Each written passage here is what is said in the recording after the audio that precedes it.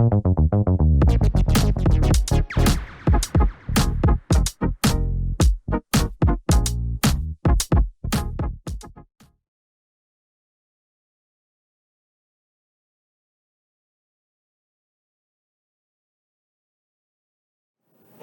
right, we're going to be talking about mental health and wellness with student athletes.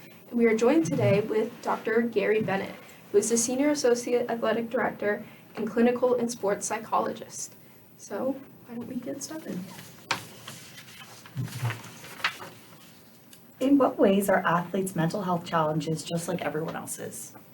I think there are a lot of similarities. Just the stress of trying to meet academic responsibilities and demands and juggle other responsibilities or activities. I think all students have stress. It's a little bit different with student athletes, but I think being a college student is stressful.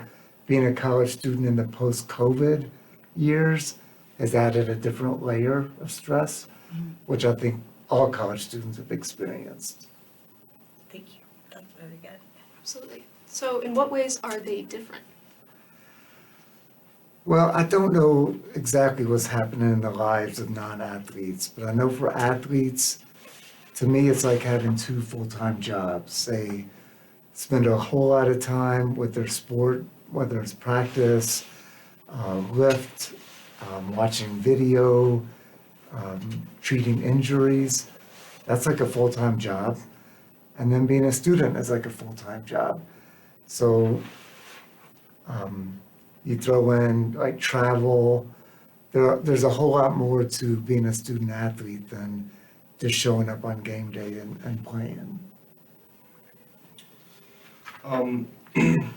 Are there opportunities to attend mental health workshops before or during the season so that athletes are able to stay on top of any mental health concerns? You know what, we do something for all of our freshman athletes every fall just to orient them to the challenges that they may face in terms of mental health. And also we meet with the entire student athlete body at the beginning of fall semester just to make sure they're familiar with what resources are available in terms of mental health resources. If you don't mind me asking, what would that look like for the freshmen? Well, we bribe them with food, try to get them to come out. And then we usually have a panel of about 4 or 5 upperclassmen who've dealt with mental health issues. We break them down into small groups and give them some activities that hopefully increases their awareness of what kinds of mental health issues they might face. And then I usually get up and talk about, some of the challenges and ways of dealing with it. Fascinating. Are there any specific concerns for student athletes in their mental health that apply much less to other students? I think one of the biggest that we see is just time management. They just don't really have much free time. Yeah. And, if you're not very good at being organized and managing your time well, quickly you can get into feeling overwhelmed. And feeling overwhelmed can lead to other sorts of mental health concerns. What are free or affordable counseling services that both intramural and D1 athletes that they can access at Virginia Tech? Well, certainly the Cook Counseling Center is available for all students. Unfortunately, for a lot of reasons, student athletes aren't comfortable accessing those services. I think especially in this day with social media where they might be sitting in a waiting room waiting to be seen, and somebody takes a picture, and by the time they get out of their session, it's already broadcast to whoever's on that social media account. So that was part of the reason that we set up our embedded office in athletics, so they would have a place where they feel a little bit more comfortable, and their identity might not be splashed across social media.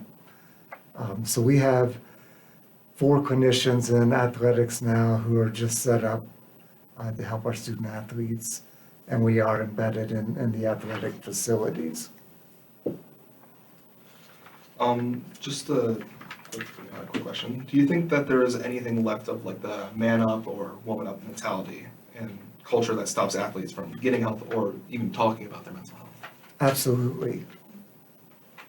Well, that's completely fair. Yeah. No, that's I mean, okay. it's, when I first started working in athletics, there was such a stigma about asking for help that, I mean, it took a few years for people to start coming forward. And I think you probably see it in some sports more than others, but for the last 5 years, over half of our student athletes have accessed our resources. So, I think we've made headway in terms of lowering the stigma with Virginia Tech athletics, but it's not gone. It's not gone. And if you don't mind me asking a follow-up question to that, is there any plans to kind of curb it in the future, or is it just kind of handling as you're going along? I mean, I think what has been most effective is when a student athlete tells a teammate about how it helped him or her to go and speak to someone. I mean, as a society, there's still a stigma. It's not just with athletics. It's still, that's still a thing. So I think as society addresses it, that will have a trickle-down effect to athletes. But I think you see more and more athletes speaking out about their mental health struggles and the importance of getting help. And the more we can raise that awareness, I think the better we will be at fighting that stigma. It's incredible. Are there things about mental health of athletes that are highly impacted by injuries that occur in the season that fans could be more mindful of?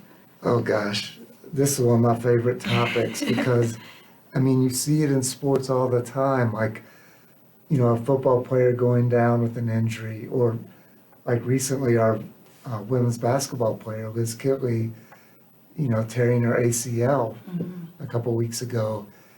And, we feel sorry, we feel bad for them for a little bit, and then we tend to forget about it while they're facing 9 months of really difficult rehab. They're kind of separated from their team in some ways. Even if the team is trying to keep them involved, it's not the same as being out there practicing, or competing with your brothers and sisters. So it's easy to to feel isolated. And those things can certainly lead to something like depression, I think. Is there anything athletes wish their fans knew about athletes and their mental health challenges that might make us better fans? Well, the scenario that you all were talking about, I think, is a good example. There's still, I think, a myth that student athletes haven't made. They're getting their school paid for, they get this nice gear, they're kind of living on easy street. And that's just not the case for most athletes. Most athletes are not getting a full scholarship. Many are getting, no money or book money. They work extremely long hours at their sport, and it's challenging. Very little free time. So yeah, the commitment to being an athlete at this level is sometimes probably feels all-encompassing. Does the the NCAA provide specific supports for athletes facing mental health stressors, or do athletes risk punitive repercussions if the NCAA finds out they have a concern? I mean, I think absolutely there are no punitive concerns. The NCAA just published the second edition of their best practices for mental health resources for student athletes. The first one was about 5 or 6 years ago. They strongly encourage every Division I program to have someone identified as a mental health resource, and ideally for that person to be embedded in the athletics department. So that is something that they stress largely in response to student athletes speaking up and saying, hey, we need help. So I think they certainly support all efforts to address the mental health needs of our athletes. Does the new NIL agreement change the stakes for athletes and their mental health? Yeah, I think it's too soon to know for sure, but I do think that heightens the pressure to perform, because in some ways they're like a professional athlete, and if they don't perform well, they risk losing some NIL opportunities. So, I think there's already pressure to perform, but that might ratchet it up a few notches. Is there anything specific about the way athletes cope with their stress that the rest of us could learn from? I'm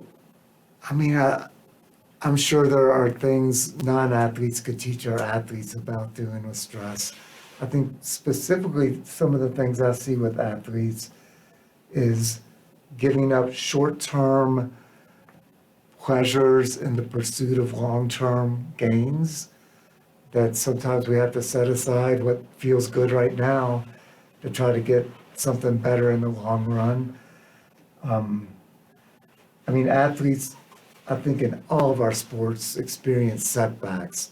We all experience setbacks, but athletes develop those resiliency skills to be able to bounce back, which, I think those are invaluable. I think there's a lot of discipline and commitment that goes with being an athlete that can translate to non-athletes as well. And just the value of being part of a team, whatever environment you're in, working together with other people toward a common goal is something that I think will help deal with stress and just foster really meaningful relationships.